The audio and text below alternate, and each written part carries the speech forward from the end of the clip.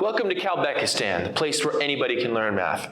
I'm Mr. Calbeck, and this is our Solving Crash Course, episode 10. If you've made it this far, congratulations. This is a bonus lesson. So if you're in Algebra 1, you won't have to do this until the second semester, but I think it's going to be really helpful for your future learning. And it's also, maybe just interesting for those of you who want to learn a little bit more. So this is your bonus lesson. Let's get started.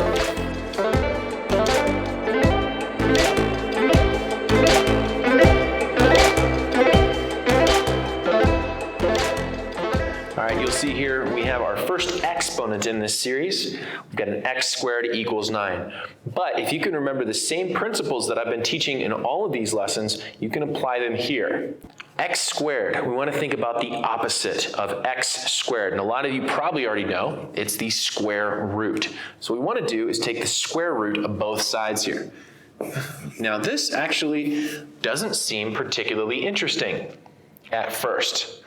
If we take the square root of x squared, because the square root is the opposite of squaring, these actually cancel out. Just like addition and subtraction, multiplication, division, square roots and squares also cancel out, leaving you with x. Square root of 9 is pretty easy. It's 3. And that is the wrong answer. X does not equal 3. And this is where this kind of problem gets really tricky. If you want to see why this is wrong, we have to go back to the beginning of the problem, where we have x squared equals 9. Remember, x is a variable, which means it could be any number. So let's think about it back what we did in the very first episode, where we thought about a variable as a blank. So I have something squared equals 9. And I want to figure out what number could go in there to make the statement true.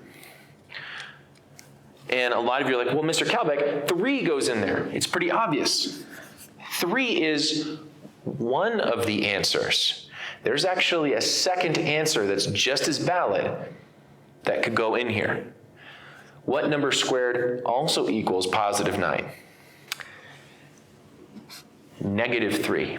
Negatives times negatives equal positives. So this actually gets 2 answers, which is kind of a weird idea, that you could have more than one right answer. But in math, sometimes you can have multiple answers.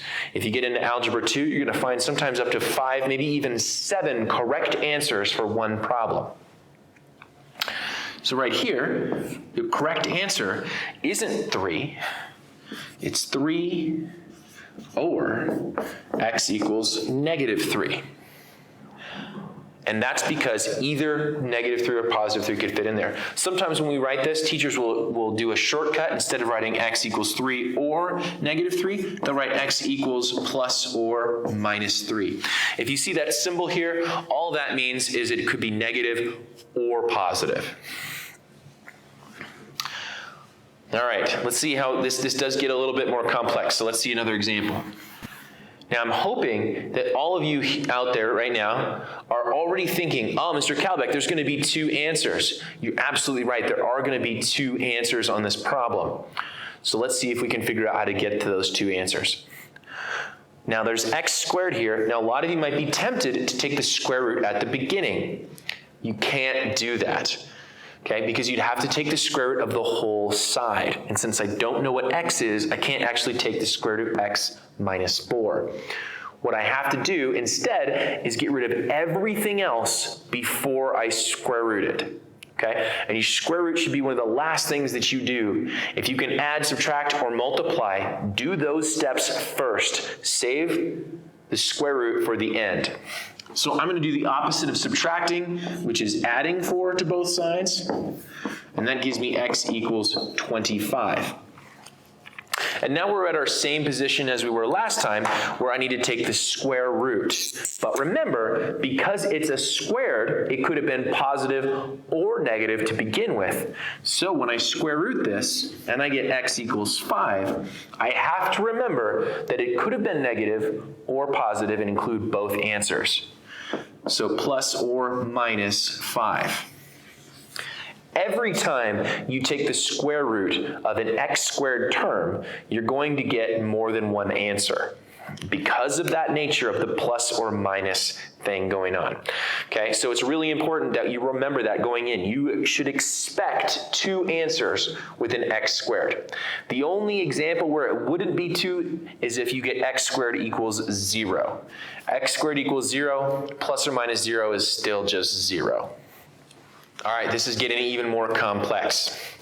But remember my rule. We want to do the opposite, and we want to save the square root for as late as we possibly can. So what I want to start with here is this 2.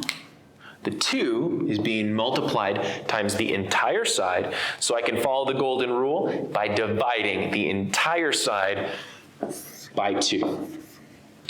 Remember, 2 divided by 2 is 1, so they cancel out into a big 1. And I'm going to divide this side by 2 as well. Now that leaves me with x plus 1 squared equals 4. Here's the problem. I can't subtract the 1 yet because it's inside the parentheses, and the parentheses is squared. If you want to get x by itself, you're going to have to take the square root of the whole side. And you can do that here because the whole side is squared. Do you see the difference between this and the problem that we did before? If you want to compare those, go ahead and rewind right now. But because the entire side is squared, you can square root both sides. It will cancel out, and that's all that happens. The square and the square root negate each other, leaving me with x plus 1. And this is a weird answer. Remember, anytime you take the square root of x squared, you're going to get 2 answers.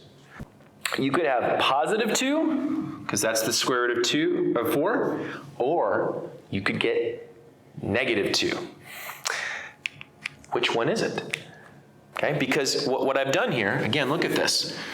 This is one big number. It's a number plus 1, but that's still a number. And if it's squared, that means that that whole thing could be 4. This whole thing could be positive 2, or this whole thing could be negative 2. So I have to consider both cases. Here's what you do in this situation. If you have x plus 1 equals more than one answer, that means that you have to do more than one problem. So let me show you what I would do in a problem like this. All right, I've erased this so you can see it a little easier. So I have x plus 1 equals plus or minus 2. I want you to make 2 separate problems here. I'm going to make one problem where you have x plus 1 equals 2, positive 2, and you have x plus 1 equals negative 2. Be careful when you do this. Notice the 1 is positive. This side isn't changing. The only thing that's changing is the 2, because that's what's plus or minus. Then I do 2 different problems. I subtract 1 over here, and I get x equals positive 1. Over here, when I subtract 1, I get x equals negative 3. 2 answers, perfectly valid. Remember, when you're taking the square root of x squared, you're going to get 2 answers. So be careful of that. Let me show you an exception to this rule. Occasionally, when you do a problem, you're going to end up with something like this.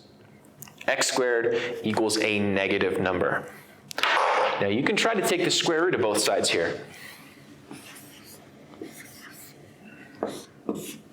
Square and the square root cancel out, and you'd think you'd get plus or minus negative 2? The truth is, I cannot take the square root of a negative number. Square roots find a number times itself that gives you what's in here. So the question is, what number times itself will give you negative 4? And if you're in Algebra 1, as far as you know, there are no such numbers. Spoiler alert, when you're in Algebra 2, there is an answer to this because the number line is bigger than you thought it was. There's a whole bunch of numbers you've never heard of called imaginary numbers, which is a terrible name, but that's another story for another time. As far as you know, there are no answers to this question.